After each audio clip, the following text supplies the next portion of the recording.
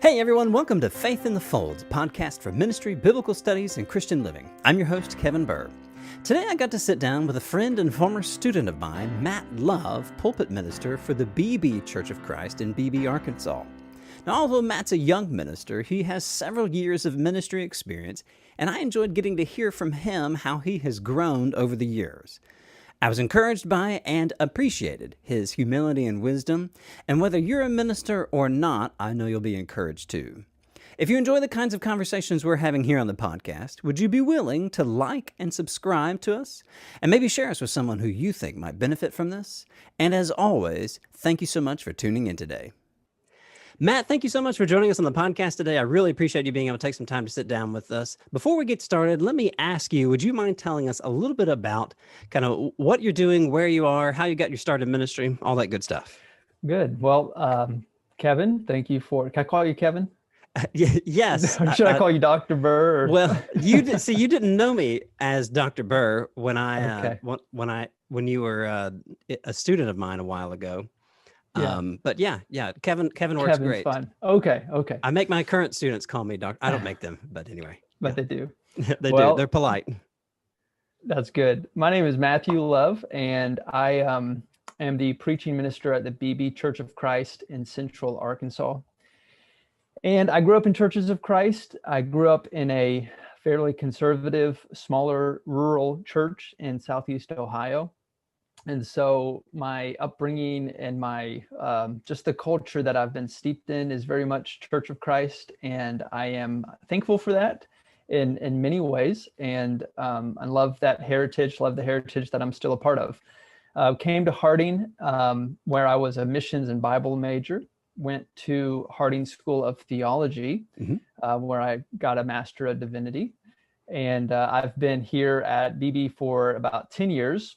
5 years in youth ministry here at this church, and then this summer is going to be 6 years in preaching here. After finishing at HST, Harding School of Theology in Memphis, I began working on a PhD in preaching at Baylor. And one of the things that, we may get to that later a little bit, but one of the things that attracted me to that program was that I didn't have to move. And so that's how I'm still here and doing that program. And I travel to Waco about once every 2 months, working on that. I have a family, married for this May will be 10 years, which is just amazing. So yeah, really excited about 10-year anniversary, a decade of marriage, and have a 6-year-old girl named Shiloh. And then we just had a boy, January 24th. And so if I'm a little of this year or lagging, this year. So he's like congratulations. 7 weeks, almost 7 weeks old. Wow. So his name is August Matthew. So we have a 6-year-old girl, a newborn boy, and been married about 10 years. So life is good for us, even if we're dragging a little bit for lack of sleep. Sure. Totally understandable. Yeah. Yeah. I didn't know that you had been at the BB Church of Christ for about 10 years. And I honestly had forgotten that you had started out as a youth minister. 10 years at one place seems unusual for a guy in his early 30s. Is that right? Yeah, I'm 32. Okay. So I actually began here while I was in college still. I hadn't graduated. I was one of those who went 5 years at Harding. So I kind of wasn't quite as structured or planned as I probably should have been.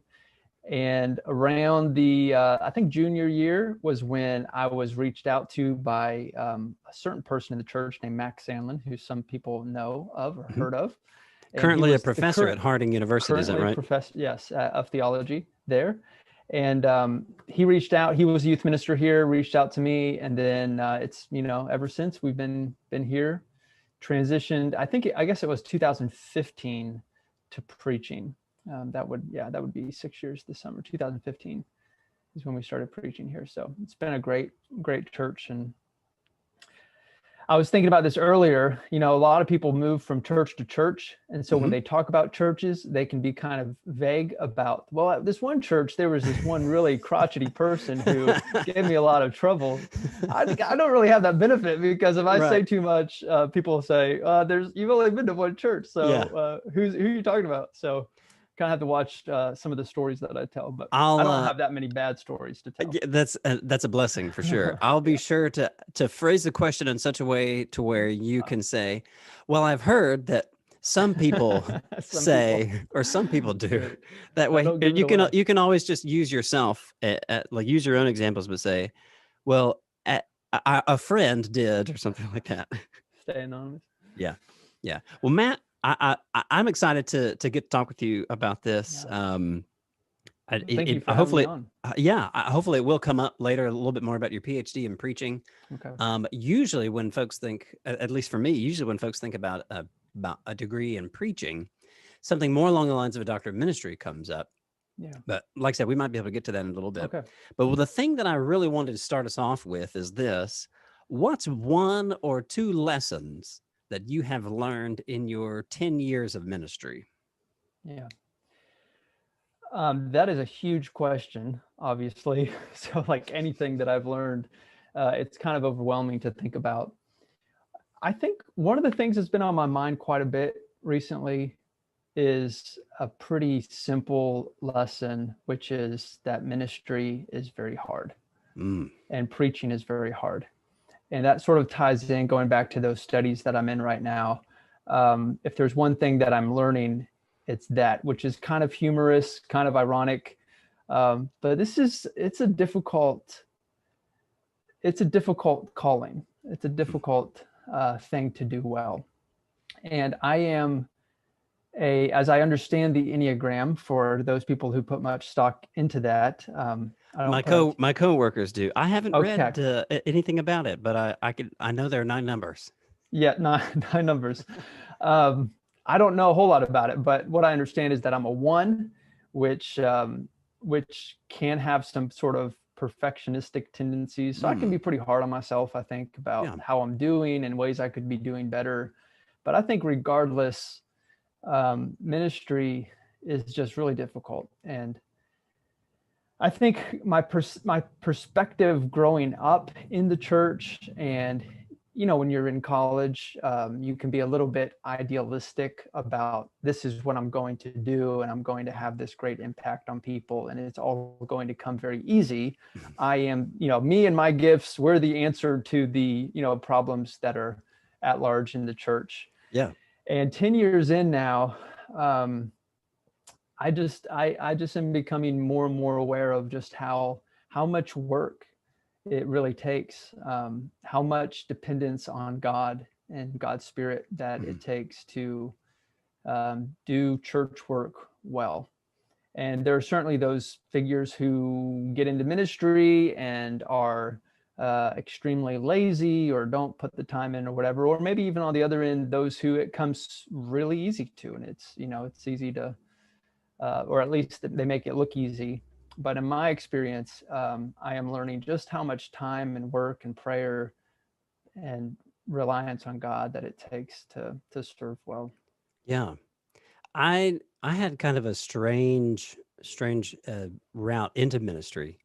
I was not a Bible major at Harding. I was a history major, and then eventually got a master's of science in education because I was thinking I was going to teach high school history and social studies. And it was the day that I stepped foot into the school building for my pre-student teaching. So not even real student teaching, right? I was just observing, and like I had to present 2 lessons. The day that I stepped foot in there, the moment that I stepped foot in there, I thought, nope, this isn't it. Which is a really weird place to be, because like by that time I'm halfway through a master's degree and don't have a great idea about what I'm wanting to do. I did eventually get to this point, though, when I started my MDiv in 2010. I got to this point that you mentioned, where I eventually started to feel that I and my gifts are the answer to the woes that beset the church. And I can't help but ask, Matt, since you and I have both kind of found ourselves in that place, where do you think that idea comes from? Are we just idealistic? Are we arrogant? Where do you think that comes from? Where did that come from in you, I guess? Yeah, and I don't know if it's necessarily unique to ministry and to preachers and ministers of any sort. I think that it's a temptation of youthful people, inexperienced people, and passionate people. There's something, to be said of youthful passion and excitement to get into the real world and to do some good. There's something good there. But maybe sometimes that's accompanied with some hubris of it's going to be easy for me. And so a lot of it, I think, is just born out of ignorance.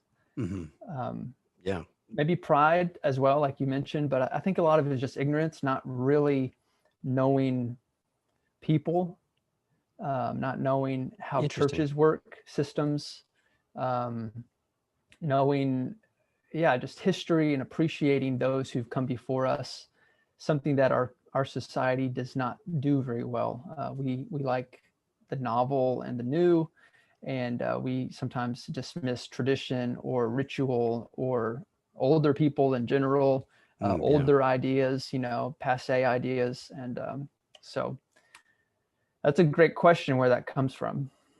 I have to give that some more thought. I mean, definitely as a history major, and just had that was rooted, my desire to be a history major was rooted in my love for history.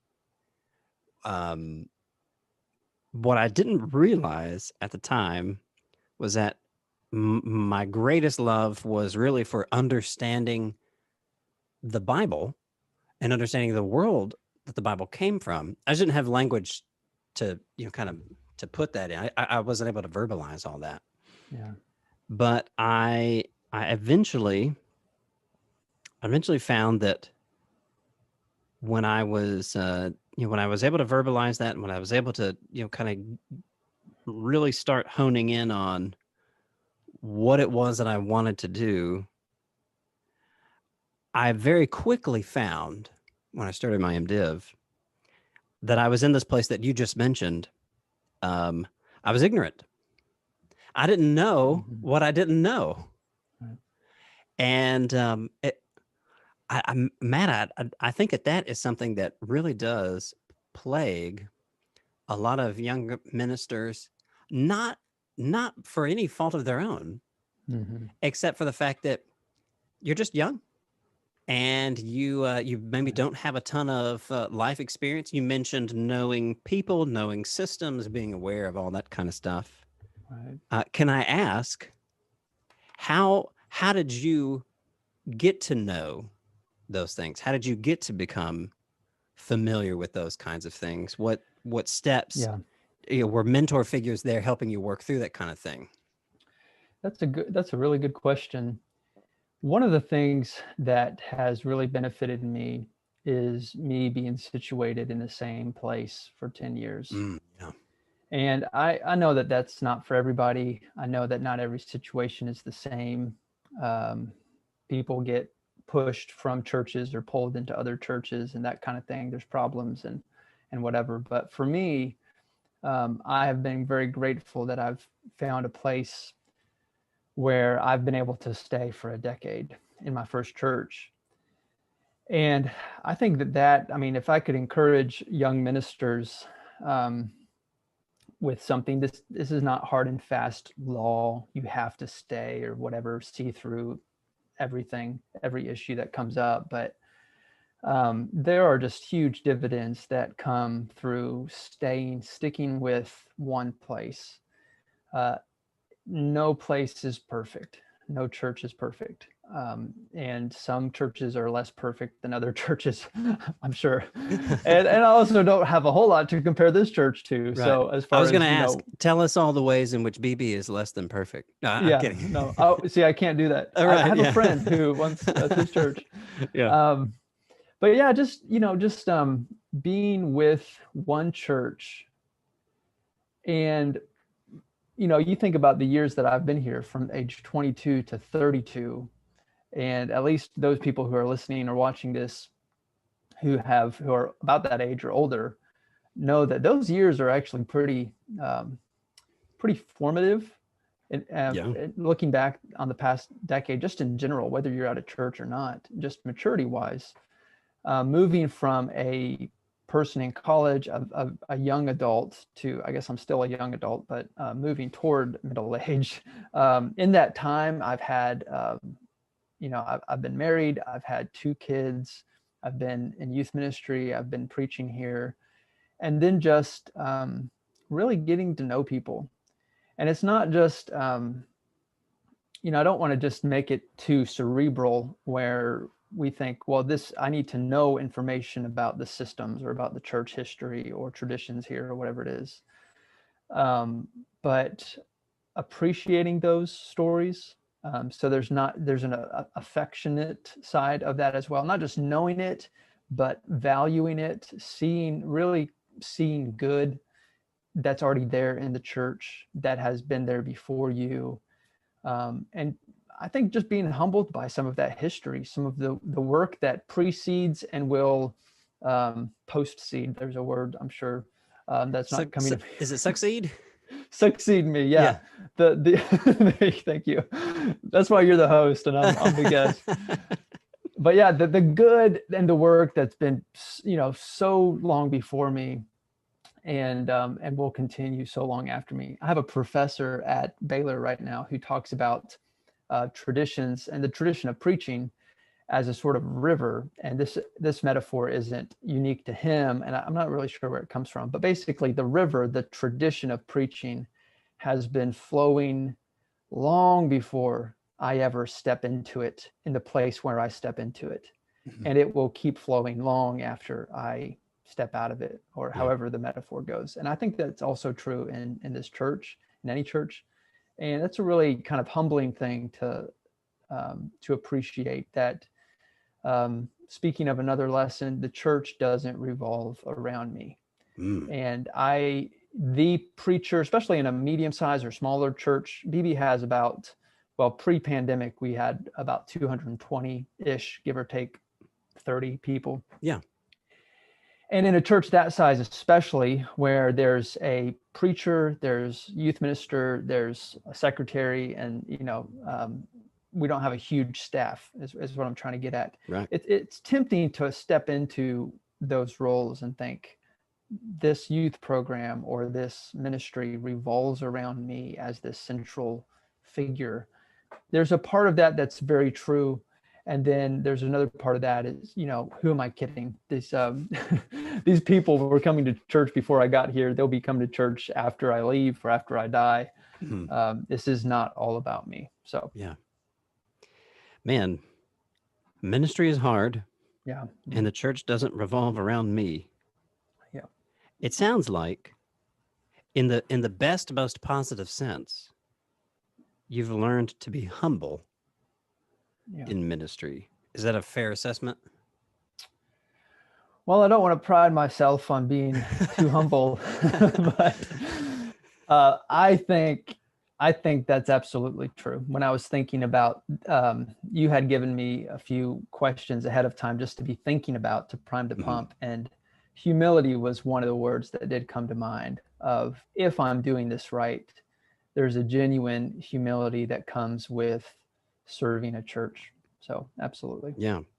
Well, and also something that you had mentioned within the last few minutes reminded me of this. And I for those of you who aren't watching, sorry, you can't see me holding up my notes that I'm taking here. As Matt is making excellent point after excellent point. You mentioned something that made me think of the importance of finding a church that can help you as a person, not just as a minister, hopefully, ideally also as a minister, but you as a person. Oh, yeah. Finding a church that can help you as a person grow or mature. That implies some degree of humility as well, because if there is need for growth, then that implies some degree of either incompletion or imperfection or something along those lines. Yeah. And, at least some degree, I think. Yeah. And what you've said is that, this church, these folks there have, they've kind of walked with you through life. You got married, you had 2 kids, and have found yourself finishing up a bachelor's degree, a master's degree, and now working on a PhD with them. It really does sound like this is the kind of church that you found that has helped you grow and mature in Oh, many yeah. ways. Yes. Yeah. So, and I have a pretty holistic assumption about my life as a person, which I think is good. And I assume that about other people as well. So for me, the growth in just life and maturity in my person as a human being from age 22 to 32, yeah, there's no way of disentangling that from my growth spiritually, my growth as a minister. Yeah. And in some ways, I think it's benefited me. And this is maybe a unique opportunity that, again, I can't say blanket statement for every church, but my kind of feeling has been in this church that there's sort of a benefit that comes with being younger as a minister, that a lot of people, especially I've found older people, like 50, 60 above, are especially gracious with you, at least many of them. My elders and their wives in particular, that's one group of people that I think of that have just been really supportive, not afraid to, have a sit down with me about something that, maybe a mistake that I've made or something Sure. that needs to be Yeah. done or something like that. But really been in my corner and supported me through those degrees, through life. And so, yeah, I think that there's kind of if that makes sense, sort of an opportunity there for younger ministers, that you have permission to grow, because who are you kidding? If you're 22 years old and you're preaching to people in the church that are 75 years old, I mean, Yeah. they know that nobody thinks that you're like completely mature, completely put together, have all the answers. Right. And if you think that, then you're just, fooling yourself. But Yeah. those people, I think, that are 75 and looking at you, even if you feel that way and think, yeah, that hubris of I've got the answers. Again, in my experience, there's been that generosity and grace of saying, hey, we're raising this minister. I don't hear that very often anymore, but I did hear it, a few years ago, of people would introduce me to people in the community or something and saying, this is our preacher that we're raising, because I was so young and I look young. I get told that all the time, that I look younger than I am. Uh-huh. But anyway. Yeah. You don't look ramble too much. Oh, you don't look a day over 31. Hey, that's generous. A lot of people wonder if I'm still in the youth group or something like that. I got that a lot. I'm not as fortunate as you to be able to grow such facial hair. So again, those of you who are listening will not be able to appreciate Kevin's great beard. Okay, if you know what I look like, just imagine that me without a beard and without. There you go. Yeah, there you go. It's fascinating because I found kind of a similar experience. Or I had a similar experience with the church that I worked at in Central Kentucky while I was working on my doctorate up there. The overwhelming majority of my interactions with folks from the church were folks who were gracious towards me and understood that I've been married for a while. I've got a master's degree. I'm working on a doctorate. The previous minister who was serving at that church before I and another friend took over part-time, he had done the same master's degree. He had been working on the same doctorate, or working in the same doctorate program. And they loved and respected him immensely. And we were able to, despite being young, my family was treated very well. And we were, folks were very gracious with us, in all of that. One of the things that I think is really important for young ministers is to have some kind of mentor or mentor figure. I honestly think it would be valuable to have, and I'm looking down at my notes here to make sure that I'm kind of tracking along here. I honestly think it's important to have, at least in some seasons of life, an official like almost sanctioned, mentor-mentee relationship. Yeah. I think that happens less often than maybe it should. But I wanted to ask you, since you've been talking about growth and maturity and all that, how have mentors or mentor figures helped shape you? Are there like particular instances? And a mentor, I guess, doesn't have to be somebody who's 30 years older than you. Right. It could be somebody, 10, 15 years older Right. than you or whatever. But how have those folks and those relationships kind of shaped you as a minister? Well, that's a great question. And I'm not sure that I'm going to give the best answer, because if I think I could do better to have that relationship, like you're saying, of a specific person Okay, who yeah. I meet with weekly or monthly or whatever to talk about things. And I have that more informally. If I were to think of one person that I have that with, it would be Mac. I mentioned Mac Samlin. Yeah. He's been really a bigger brother to me ever since I started. He was the person who got me connected to the church. He was the youth minister before me. So then, in that role, I turned to him quite a bit to ask him questions about the youth group. He actually grew up in this church. So he knew not only experience for 10 years in youth ministry, but also knew the church very well, knew Church of Christ culture, all of that. Yeah. So he's been really valuable, that relationship, and continues to be.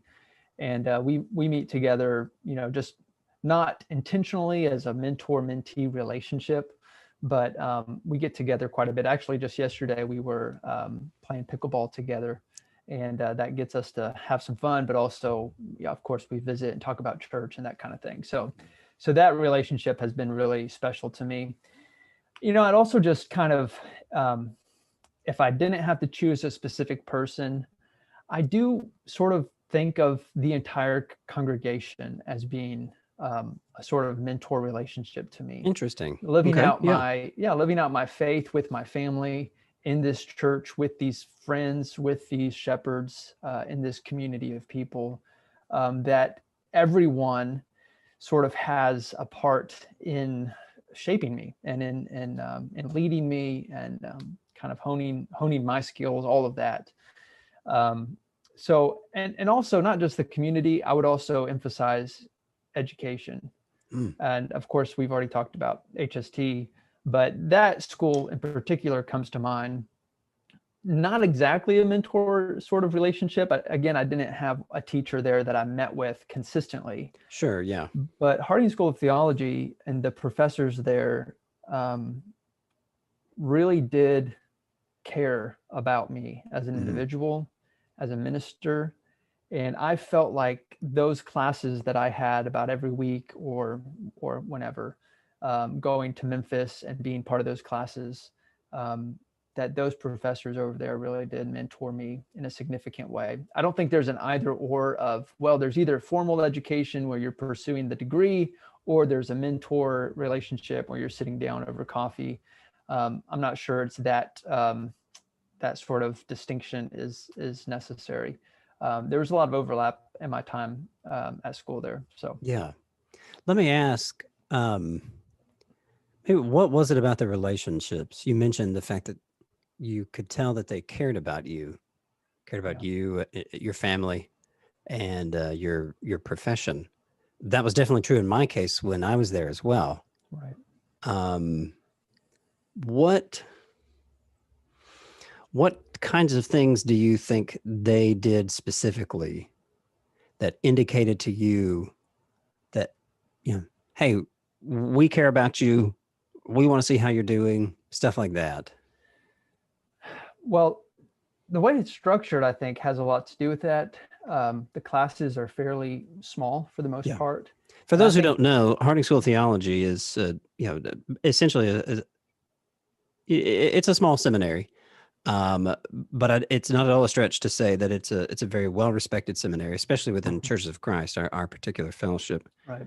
And is I think the oldest of graduate schools affiliated with Churches of Christ in terms of schools of religion. I don't quote me on that. I won't. Yeah, I'm not sure either. But the the classes were fairly small. So there was time I felt like there was plenty of time in class to open up, to talk. That time was a great sort of reprieve from my ministry work. I did both at the same time. I was doing school and ministry. Some people do, all school for 3 years and then get a ministry job. But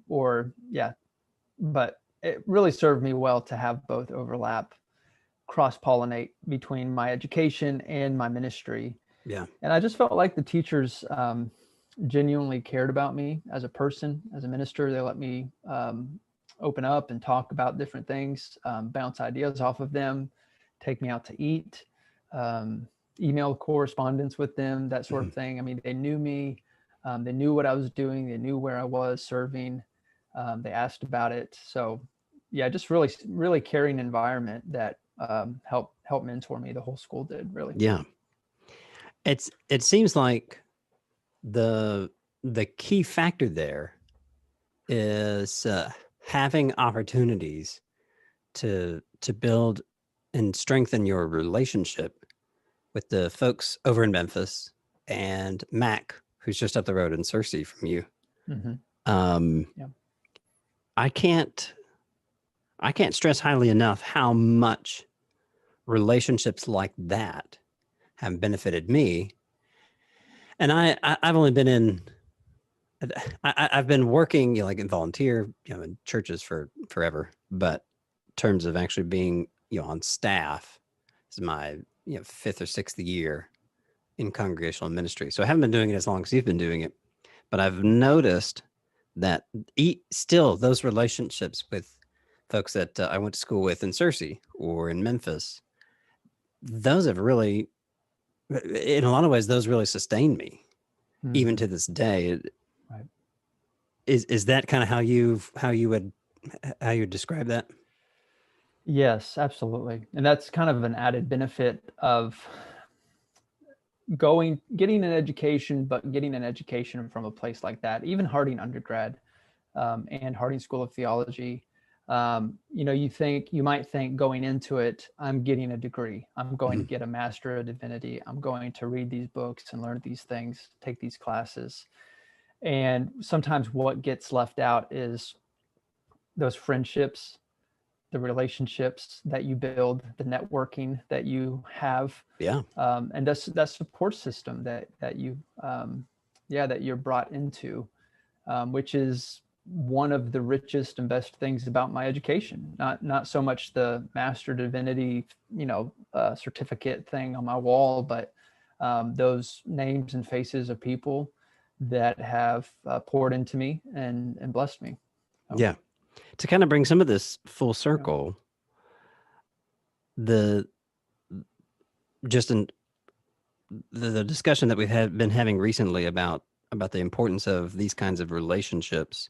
You also mentioned networking too, the benefit of all those. I would say, and I think you would agree with me, that the relationships that we formed in those times, whether it's in undergrad or whether it's in graduate school or even postgraduate school, I had the benefit of at least being on campus with my doctoral students. It's a little bit different from yours, from your situation, but that's why I would throw in the mix for me as well, that postgraduate education. A lot of those relationships helped me deal with the realities of when ministry was hard and when I was feeling dragged down because I was trying to operate as if the church revolved around me, but was encountering resistance because no, it doesn't actually revolve around me. Right. Those relationships were sustaining. They were life-giving. Right. Yeah, go ahead. No, and what a blessing that when that's already in place, by the time it's kind of like exercising. By the time that you realize, if you've been running or working out for a couple of days straight and you're thirsty and get dehydrated, it's almost too late by that point. If you're not constantly pouring in, drinking water to stay hydrated, once you get down and behind, it could take you out for a while. Man, yeah. And I think it's like, with in ministry, I know not everybody has that benefit, but for younger folks who are thinking about an education or in an education, what a blessing to be building those relationships maybe before these storms hit, so that, I mean, we don't know what we don't know, you know, Yeah. but when those storms come, I'm sure there'll be more for me in the future. Just what a blessing to have people, Yeah. irreplaceable. That was that actually segues pretty nicely into one of the other things that I had asked Yeah. you. How do you grow and stay fresh as a minister? Matt, what you and I have been hitting on here for the last few minutes is the importance, the absolute necessity of cultivating good, deep relationships Yeah. with people, especially with people who understand to some degree what it is that we as ministers go through on a regular basis. Yeah. I would also want to ask, in addition to those relationships, are there, you know, are there particular, resources, books, authors, other media, things along those lines that you consistently find yourself gravitating towards Mhm. because they enhance your teaching, they um, they help you grow in knowledge, they help you Mhm. understand people better? What are some of those things? Yeah, good. Well, can I speak to one of the Sure. Yeah. first part of that Yeah. with friendships? And I'm really, again, really blessed here. Mac is one of those, but there's just other many friends that I have, my wife has here at this church. And that's a huge reason why those friendships and relationships are irreplaceable, and not just friendship in general, but friendship with those specific friends.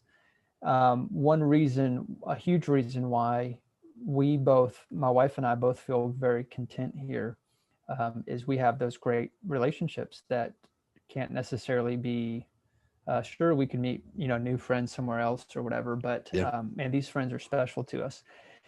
I've had a group of friends at this church who, there's about 4 or 5 of us, well, 3 or 4 of us who have, we've read through different books together.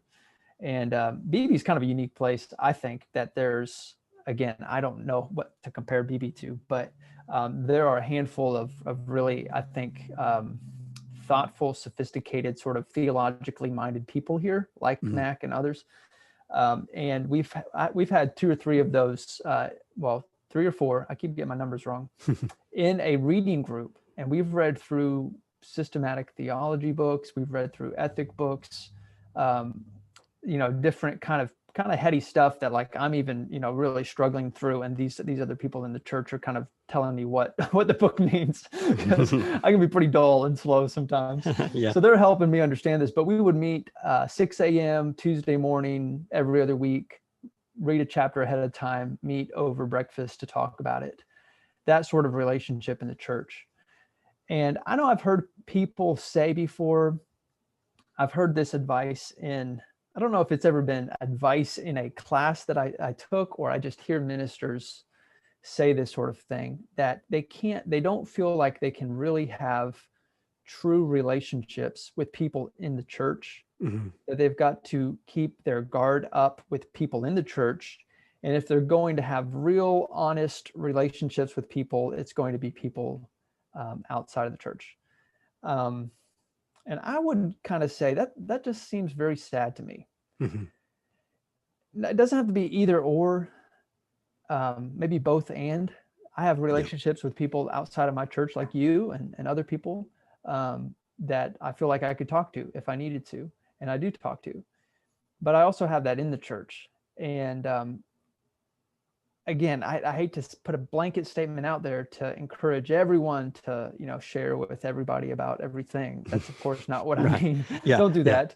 You have to be wise. Don't, Sure. throw your pearls to swine, Yeah. that sort of thing.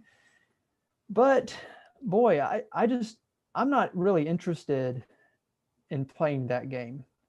And if I'm going to be at a church, I'm going to be here, Yeah. and it's going to be me, and I'm going to need to be able to be honest with people. I'm going to need to be able to be seen for who I really am. So I think those relationships, I would just encourage, sometimes we are our own worst enemy, and we get in our own way, and we kind of put limitations on ourselves that people would not understand if I shared this or whatever. And that may be true for some people, but maybe there's somebody in your church who would. And for me, that's been a huge reason why we're still here and love it here, is because we have relationships like that. Yeah. You really do kind of wonder for folks who feel that way about either their own ministries or they give that advice for ministers. You really kind of wonder if they are missing out on something. Oh, exactly. Yeah. Yeah. Man, I think that's another way to kind of bring back like the second lesson you mentioned. Church doesn't revolve around me. I am not. I don't need to make. I don't need to make church a place where I'm just here to perform, but not actually Right. here to be transformed. Be part of the church. Yeah. I mean, right? Yeah. I mean, I am a member of this church, and I think that's one of the neat things, especially in Churches of Christ polity, that the minister is. We don't have much of a clergy laity distinction in our hierarchy. We're pretty low church. Yeah, pretty low church. So maybe that's an advantage for those who are Church of Christ and listening to this. So. Yeah. Matt, I've enjoyed our time together today, and I really thank you. I really like how you have hit home some important things about, yes, how ministry is tough, and yes, I need to learn how to be humble, and the ways that maybe we can mitigate some of the difficulties in ministry is to cultivate good and deep, God-honoring relationships, both inside the churches that we work for, and also outside the churches. I think both and, like you said, is a really good way to go about that. Right. Before we wrap up here, Matt, is there any other kind of last point that you had thought about and wanted to mention, or kind of speak now, forever hold your peace? Yeah, thanks for that opportunity. I was thinking of one more thing to add, just that sort of goes back to some of the themes that have come up in this talk. And it's a quote by Philip Brooks, who wrote about preaching a couple hundred years ago, who said, preaching is truth, speaking truth through personality. And I think that that's also ministry, that ministry looks like, whether you're a preacher or not, the gospel through personality. And when I stand up in the pulpit every week, whether I want to be seen or not, I am seen. Matt is seen in the pulpit, and people are looking at me for 20, 30 minutes every week, and they're hearing me. And if I imagine that I'm hiding things from them, I'm probably not hiding as much as I think that I'm hiding. And so embracing that vulnerability has been big for me, that knowing that God wants to work in our church, and he wants to work through me.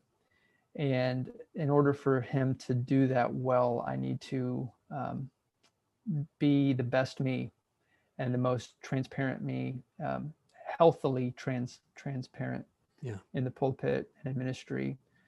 And so that's one of the lessons I've learned, is to allow myself to be seen. I'm still struggling to do that, but allow myself to be seen, to be known, and be vulnerable for people.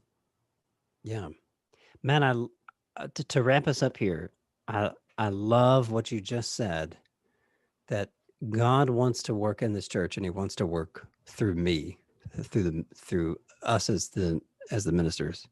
Right. That is especially helpful for when, on occasion, we encounter some kind of resistance, whether justified or seemingly out of left field. Yeah. That's incredibly encouraging and comforting to know that even when someone might not understand what we're trying to do, or might assume the worst motives about us, or whatever the case may be, as happens sometimes with ministers, thankfully not all the time, but as happens sometimes, that regardless of that, God does still want to work through us to bless those folks. Yeah. Matt, really appreciate your time today with us, brother. Thank you very much. Thanks for the invite, Kevin. Yeah. All right. We'll talk to you later. Thanks. Bye.